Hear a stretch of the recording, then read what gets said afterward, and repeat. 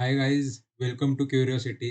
तो आज हम इस लेक्चर में पढ़ने वाले पर्सनल प्रोनोमेन। तो उसे हिंदी और मराठी में वैयक्तिक सर्वनाम भी कहते हैं और इंग्लिश में पर्सनल प्रोनाउंस। तो आज जो हम पर्सनल प्रोनोमेंस पढ़ने वाले हैं, तो इसके बेसिस पे हम आगे जाके कॉन्जुगेशन पढ़ने वाले हैं। तो ये बहुत बेसिक पार्ट रहेगा, तो इसे आपको ध्यान से और समझ के अंडरस्टैंड करना होगा। तो चलिए देखते हैं क्या होता है पर्सनल प्रोनाउन। तो जैसे कि आप स्क्रीन पर देख सकते हैं, पर्सनल प्रोनोमेन इसका मतलब है पर्सनल प्रोनाउंस। तो जो हमारे पर्सनल प्रोनाउंस लेते हैं like I, you, he, she, it, तो इन सभी को हम पर्सनल प्रोनोमेन कहते हैं। तो सबसे पहले हम जर्मन टू इंग्लिश ट्रांसलेट करते हैं। तो जर्मन में इश, दू, एर, एस, जी, वियर, ईयर, जी, जी, तो इतने पर्सनल प्रोनोमेन रहते हैं।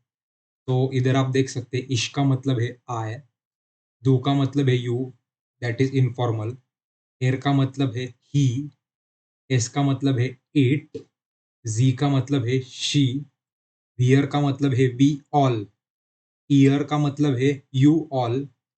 ये जो छोटा जी है तो इसका मतलब है दे, और ऊपर वाला जो जी है तो उसका मतलब है शी। और तीसरा जो ये एस कैपिटल रहता है, इसका कैपिटल एस आई ई, इसका मतलब है यू, लाइक फॉर्मल वे में। तो इधर आप देख सकते हैं, तो हमें हिंदी और मराठी में जल्दी पता चलेगा। लाइक ईश, मैं, दू, तुम या तू, एर, एस, जी, तो स्पेसिफिक जेंडर्स के लिए हिंदी में ऐसा कुछ नहीं रहता, तो हम वे वो ऐसा यूज करते हैं। वियर के लिए हम, ईयर के लिए तुम। अगर हम किसी ग्रुप से या लाइक किसी जिस ग्रुप में वो बंदा प्रेजेंट है और वो उस ग्रुप की तरफ से बोल रहा है, तो हम उसे हम की तरह प्रोनाउंस करते हैं। और ईयर का मतलब है तुम लोग, लाइक हम किसी ग्रुप से बात कर रहे हैं, ग्रुप ऑफ पीपल, तो उनसे हम तुम लोग क्या कर रहे हो, लाइक तुम्हारा क्या काम है, तो इधर हम ईयर का यूज करते हैं। छोटा जी, तो इसे दे भी कहते हैं, लाइक वो या वे, वो क्या कर रहे हैं, वे क्या कर रहे हैं।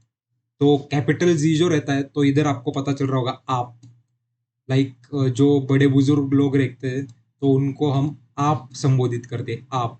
हम उनको तू या तुम नहीं कहते। तो आप इधर देख सकते हैं, तू इनफॉर्मल, और ये जो जी है तो ये फॉर्मल रहता है। लाइक आप क्या कर रहे हो, आपका नाम क्या है। दू में लाइक तुम क्या कर रहे हो, तुम्हारा नाम क्या है। तो हम मराठी में देखते हैं, ईश म्हणजे मी, दू म्हणजे तू। तू म्हणजे आपण इन्फॉर्मल वे मध्येच बोलतो. एर, तो, एस, ते, झी, ती. तर आपण इकडे बघू शकतो की एर, एस, झी ला मराठी आणि जर्मनमध्ये सेपरेटली असे वर्ड्स आहेत. लाइक एअरला तो, एसला ते, झीला ती. तर हे लाइक स्त्रीलिंग, पुल्लिंग आणि नपुसकलिंग हे आपण असं म्हणू शकतो. वियर, वियर म्हणजे आम्ही किंवा आपण. इयर, तुम्ही म्हणजे अनेक. म्हणजे तुम्ही काय करताय? आपण एखाद्या अनेक माणसांसोबत जर बोलत असेल, त्यांना संबोधित करत असेल, तर तेव्हा आपण तुम्ही अनेक वचन वापरतो. जी म्हणजे ते, ते काय करतायत, लाइक म्हणजे मल्टिपल पर्सन्स असतील, तेव्हा दे वापरतो आपण. कॅपिटल जी, तर हा कॅपिटल जी म्हणजे तूच असतो, पण इथे तुम्ही आपण आदरात इथे देतो. तर आपण जेव्हा मोठ्या माणसांना भेटतो, तेव्हा आपण असं नाही म्हणत, की "तू काय करतोय? तुझं नाव काय आहे?" तर आपण त्यांना म्हणतो, की "तुम्ही काय करताय? तुमचं नाव काय आहे?" तर तुम्ही, तुमचं जेव्हा आपण आदरातिथ्य वापरतो, तेव्हा जर्मनमध्ये "जी" लागतो. तर आपण हा फरक बघू शकतो. तो हम देखते हैं, अ, तो इधर मैंने एग्जाम्पल सेट किए हैं, लाइक वी हाइजेन जी, हमने पिछले लेक्चर में पढ़ा था, वी हाइजेन जी, आपका नाम क्या है। तो इधर जी देख सकते हैं, ये फॉर्मल वे में, इसीलिए हम पूछ रहे हैं आपका नाम क्या है।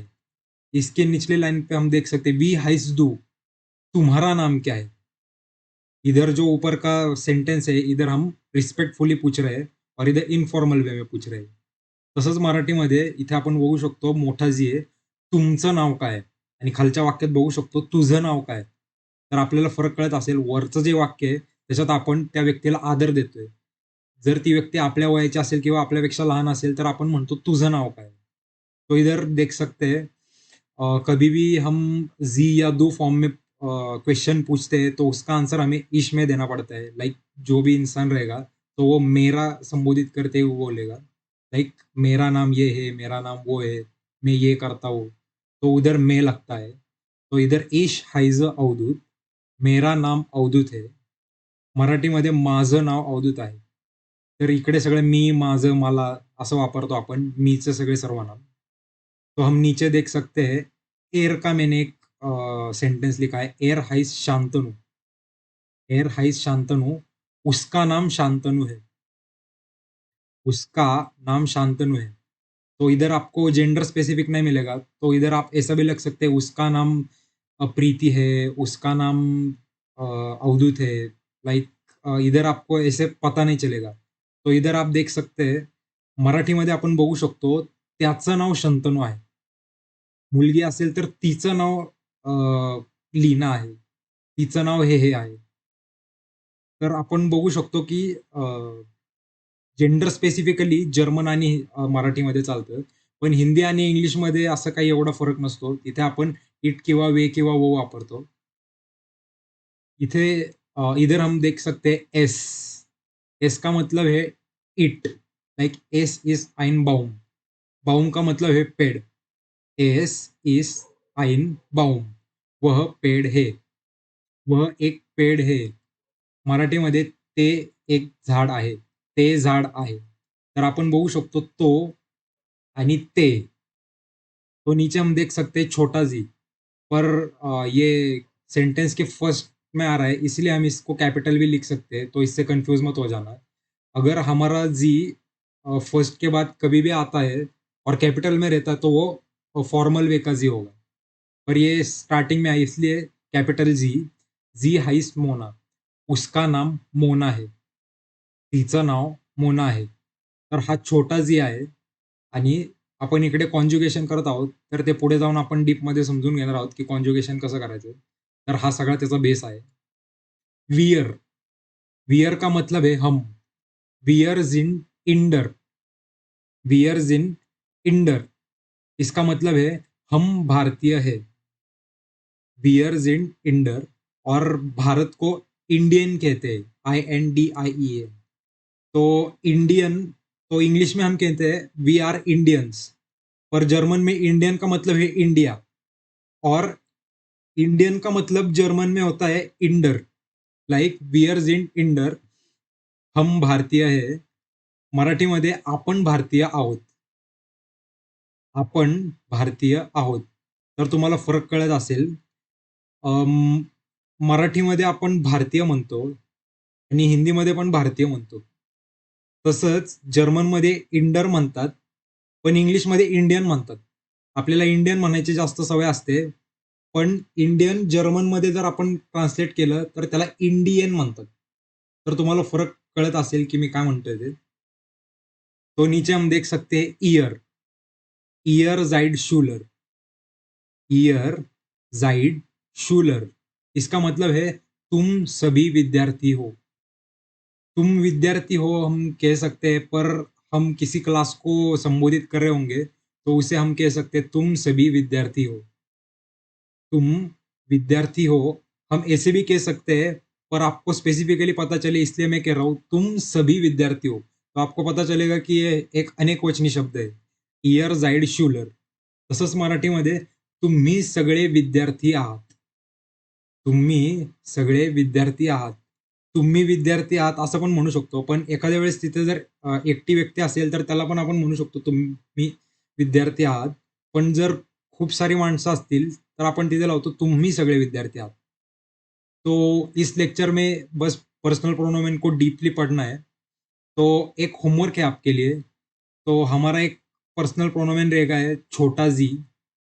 तो उसका मैंने एग्जाम्पल नहीं लिया जी. तो इसका मीनिंग होता है दे या वो. तो आपको उसका एक एग्जाम्पल ढूंढ के लाना है. गूगल पे सर्च करोगे तो आसानी से मिल जाएगा. और उसका ट्रांसलेशन हिंदी और मराठी में लिख के लाना है. अगर आप हिंदी में सीख रहे हो तो हिंदी में लिखिए, मराठी में सीख रहे हो तो मराठी में लिखिए. ऐसा कुछ बाउंड्रीज नहीं है. तो इस लेक्चर में इतना ही. तो ये जो सारे पर्सनल प्रोनोमेन है ना, तो इस पे हमारा सारा बेसिक्स है. Like it is the foundation. अगर आपका यही कच्चा हो गया तो आपको सेंटेंस फॉर्मेशन में बहुत आगे तकलीफ होने वाली है। तो हम इसके आधार पर टेबल्स बनाने वाले हैं। तो आपको एक आइडिया दे देता हूँ अगले लेक्चर में हम क्या पढ़ने वाले हैं। तो इश, डू, एर, एस, जी। तो इसका कॉन्जुगेशन एक ही रहता है, बियर, ईयर, जी, जी। तो ऐसा हम टेबल बनाने वाले हैं और जो भी वर्ब्स होंगे तो उनका हम कॉन्जुगेशन करने वाले हैं। ऐसे हमारे बहुत सारे टेबल्स बनने वाले हैं क्योंकि इन सभी के लिए कॉन्जुगेशन अलग अलग रहता है। तो अकॉर्डिंग टू सेंटेंस वो कॉन्जुगेशन चेंज होता रहता है। तो इसी के लिए मैं आपसे रिक्वेस्ट कर रहा हूँ कि ये जो जो कुछ सिखाया है तो उसे डीपली पढ़िए और उसे एब्जॉर्ब कीजिए क्योंकि यही हमारा बेस रहेगा और इससे हम सेंटेंस फॉर्मेशन बनने वाले हैं। तो थैंक यू, इस लेक्चर में इतना ही।